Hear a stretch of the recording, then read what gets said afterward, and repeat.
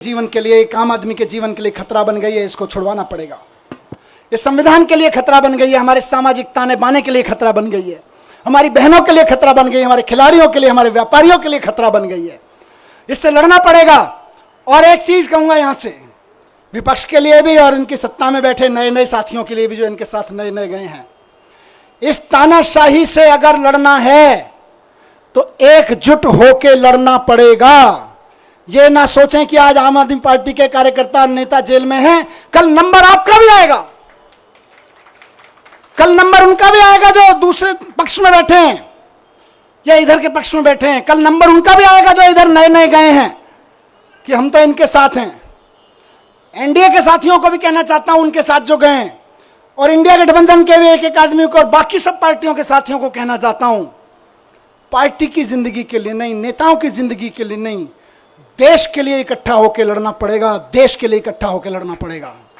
और आज कह रहा हूं इस मंच से कि अगर देश के पूरे विपक्ष के नेता पूरी ताकत से एक बार हुंकार भर देंगे तो आज देश में वो माहौल है कि अरविंद केजरीवाल जी 24 घंटे के अंदर बाहर आ जाएंगे।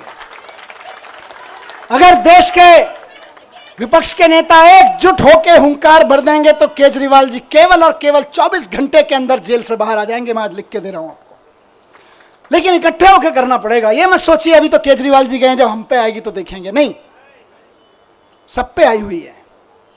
सबको इकट्ठे होकर लड़ना पड़ेगा, सबको इकट्ठे होकर चुनाव भी लड़ने पड़ेंगे, लड़ाइयां भी लड़नी पड़ेंगी, कानूनी लड़ाइयां भी लड़नी पड़ेंगी।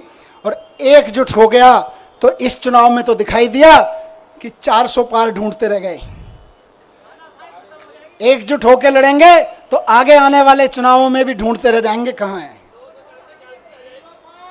0 पार, बस सीधे कहा 0 पार। तो ये कोई ये ना सोचे कि अलग अलग लड़ लेंगे, जब हमारी लड़ाई आएगी तो लड़ लेंगे। लड़ाई सबकी है, लड़ाई देश की है, लड़ाई एक एक भारत के नागरिक की है।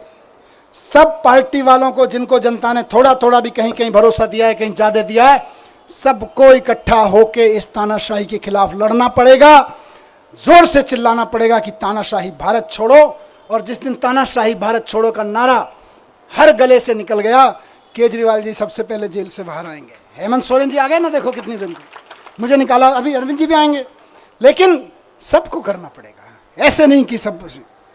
तो मैं बस यही कह रहा हूं कि आम आदमी पार्टी की तरफ से तो आज हम भरोसा दिलाते हैं कि दिल्ली के चुनाव में भी और बाकी चुनावों में भी पूरे देश में, कश्मीर से लेकर कन्याकुमारी तक, एक एक घर में इस आवाज को उठाएंगे, एक एक शहर, एक एक नगर में इस आवाज को उठाएंगे और बता देंगे कि हमारे इरादे कितने फौलादी हैं।